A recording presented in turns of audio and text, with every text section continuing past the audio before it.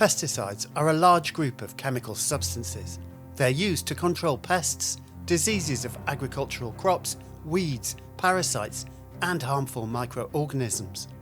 Pesticides can also be harmful to human health and the environment if not managed and used properly. They become obsolete when they can no longer be used for their intended purpose and therefore must be disposed of. It's estimated that around half of the global stocks of obsolete pesticides are in the Central Asia region. Sound pesticide management is key to addressing the hazardous consequences of pesticides and obsolete pesticides. In Central Asia, proper pesticide life cycle management has been overlooked in past years due to gaps in the legal frameworks and a lack of experience and skill among the institutions and stakeholders responsible for managing and applying pesticides. At least 180 to 264,000 metric tons of obsolete pesticides are located in old warehouses, landfills, and dumps across the region. These toxic chemicals are often stored in deteriorated containers or are buried in landfills, where leakages contaminate the soil and water. Where possible, an effective response to this issue is to dispose of them, yet their safe transfer and disposal is a complex and costly activity.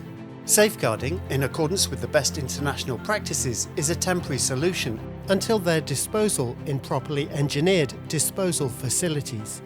In order to address this issue, not only the disposal but also the prevention of new accumulation of obsolete pesticide is key.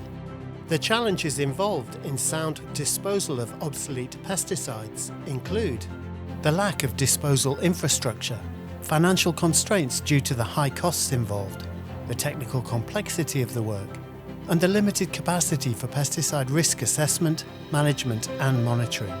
Efforts by the Food and Agriculture Organization of the United Nations Regional Office for Europe and Central Asia, supported by international partners, are already helping to reduce pesticide use and risk in the region, and thanks to government commitments, national technical capacities are being strengthened. Furthermore, innovative green technologies can serve to clean up contaminated soils, and bio and phytoremediation trials are currently underway. However, many farmers in the region do not have access to consistent and reliable advisory services and are reluctant to change their practices. A relatively small proportion of all pesticides used are highly hazardous pesticides, which cause disproportionate harm to environment and human health, including severe environmental hazards with high acute and chronic toxicity. To encourage farmers to refrain from using excessive amounts of pesticides and highly hazardous pesticides, they need safer and viable alternatives. Building on the principles of integrated pest management, agroecologically based alternatives to pesticides include farm and landscape management measures aimed at preventing pest outbreaks and halting the use of highly hazardous pesticides. These measures promote green agriculture initiatives and also focus on the preservation of ecosystem services, including natural pest control, conserving natural enemies, pollinators, and soil health.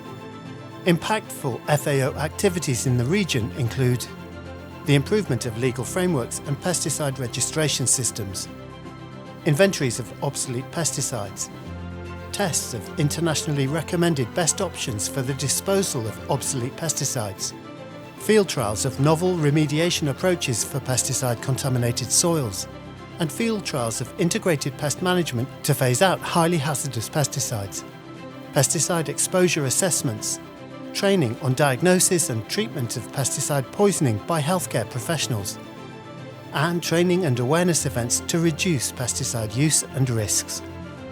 While reducing threats from not only obsolete pesticides, but also the use of highly hazardous pesticides and the inappropriate use of pesticides, the Central Asia region requires better pesticides management for which innovative and green technologies can serve to rehabilitate contaminated soils, while ensuring the transformation to more efficient, inclusive, resilient, and sustainable agri-food systems for better production, better nutrition, a better environment, and a better life for all.